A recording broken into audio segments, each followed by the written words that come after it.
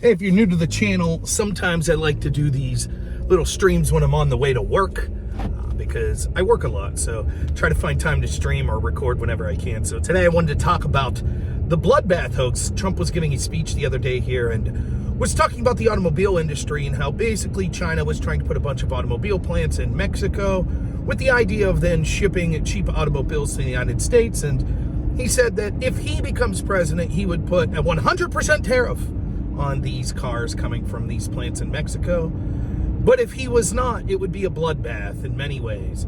He's clearly talking about the automotive industry, economy in general.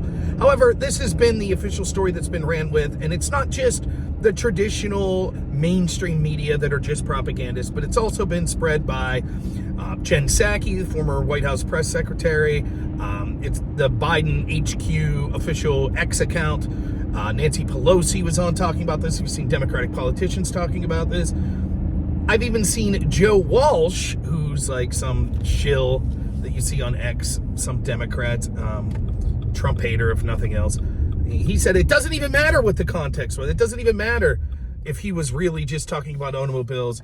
He's an evil man, basically. He's a terrible person. We know what he's done in the past. And so therefore, the truth doesn't matter. And I couldn't sum it up better myself, so thanks for that, Joe Walsh. Once in a while, someone like him or Sam Harris. Remember when Sam Harris came out and said, oh, you know, Hunter Biden could have been killing kids in a basement and, you know, Joe Biden could do anything. None of it could be worse than Trump University. When you hear them say this, he actually admitted, Sam Harris himself, that yes, they did interfere in the election when they censored the Hunter Biden laptop story. But it was worth it because Trump University was so bad. It's nice and refreshing when you hear people come out and admit that the facts don't matter, the truth doesn't matter, because that is the reality for the overwhelming majority of people that hate Trump. As I was saying on Tim Pool's show the other day, this is their central ideology. In fact, I did a debate, you should check it out, last Wednesday. It's up on my channel. I was on a panel and I told the people on that panel, that's their ideology now. You know, when you think about it, like your ideology, your religion, like what are your core beliefs?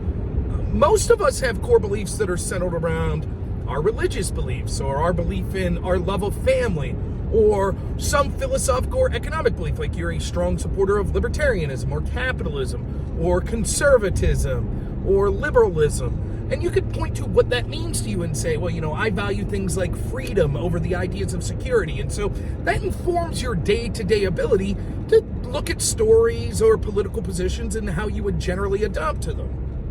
Most of the people that hate Trump, or at least a huge portion of them, their ideology isn't, well, I'm a liberal, so I dislike Trump because I feel he would do X, Y, and Z. Their ideology is, I hate Trump. That's it. So they may be socialist outside of their hatred of Trump, but they would happily call for the destruction of socialist principles if it meant taking down Trump. And you see this in these debates I do all the time.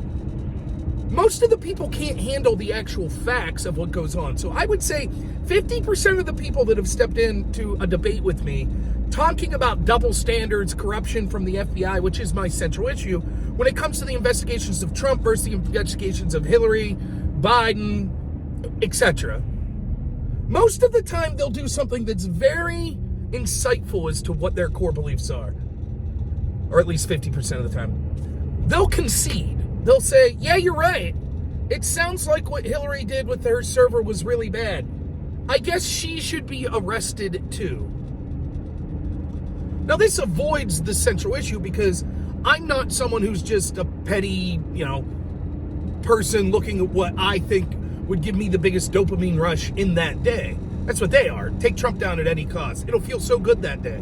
Of course, they're never happy. They're miserable people.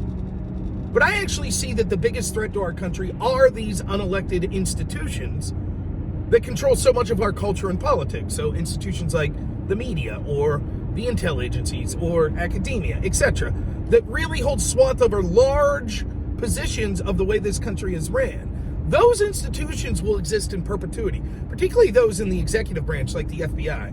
Long after Trump's gone and Biden's gone and Obama's gone and Rosenstein's gone and Wray's gone and Comey's gone, there'll still be an FBI. And if that FBI is putting their thumbs on the scales of our elections, going after people that they hate and protecting those that they like, that's far more of a threat than anything Joe Biden could do or anything Donald Trump could do. So that's how I look at this, which means when someone says, yeah, I guess you're right, they should have arrested Hillary too, the central question is, then why didn't they? And why aren't you concerned with that? Because the truth is, when they're saying they should arrest Hillary too, or they should arrest Biden too, what they're really saying is, I don't care. I only want Trump to go down. You see, establishment level politicians like Biden or Obama or Hillary, they're a dime a dozen. You could find 1,000 of them tomorrow. Just put in an insert and they would be the same puppet that we see with Biden. But Trump represents something that's outside that normal scope. He represents something that's outside the establishment level politics. And so they'll burn 100 establishment politicians to take down Trump if they have to. They don't care. And what it shows is they don't really care about the principles. They don't care about mishandling of classified documents. If they did, then they would have talked about Joe Biden mishandling classified documents. They don't care about Trump saying bloodbath. If they did, they would have been flipping out when Chuck Schumer said that the justices would reap the whirlwind if Roe v. Wade was overturned. Then we saw an assassination attempt on Kavanaugh's life. They don't care. They always do this. And the bloodbath thing's just the next level of it. Now, thank goodness it looks like enough people are waking up to realize this is the same old game. But it never went away. You might say, the Charlottesville Nazis hoax. Nazis could be good people, which was a hoax. The drink bleach or inject bleach hoax. But they've never ended. Remember, the Colorado court that kicked Trump off the ballot said, him saying go be peaceful, that was reality code words for go be violent.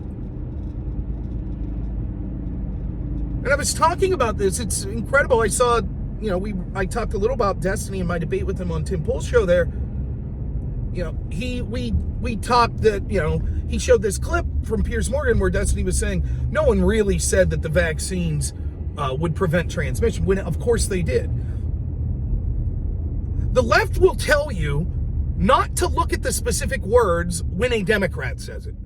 Now, it doesn't matter if they literally said, if you get this vaccine, you can't get the coronavirus. That doesn't matter.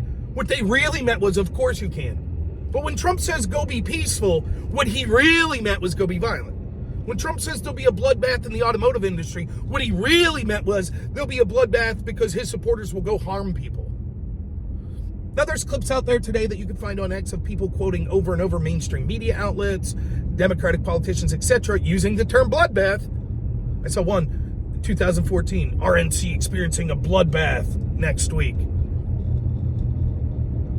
Everybody knows that Trump didn't mean, yes, his supporters will go out there and act violent. All it would take is looking, I saw the original 10-second clip. Instantly, I knew, this dude is not on a national stage calling for violence from his supporters. That's absurd. That's not what's going on. And it took me about 3 minutes to find the full context. But it doesn't matter. Those professionals, they're all out there today in the mainstream media.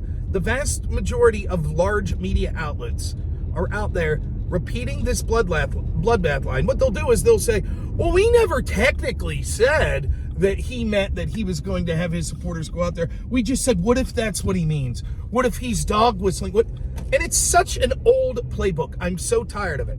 But the one good thing to say is a lot of people seem to be waking up to it. And the fact that they have to go all in with this is further examples to show people just how we don't have a legacy media anymore. We don't have one. And it also shows how desperate they are. They can't run on policy. They can't run on the record of Joe Biden. They can't run on the Democrats' record here. What have they done? Almost every observable metric, the country was doing better in 2019 before COVID than it is now. So what do they run on? Hoaxes, lawfare, use the legal system to stop their opponents from running, rely on the fact that the mainstream media is propagandist for them, that'll just spread whatever hoax that they want. So it does show how desperate they are.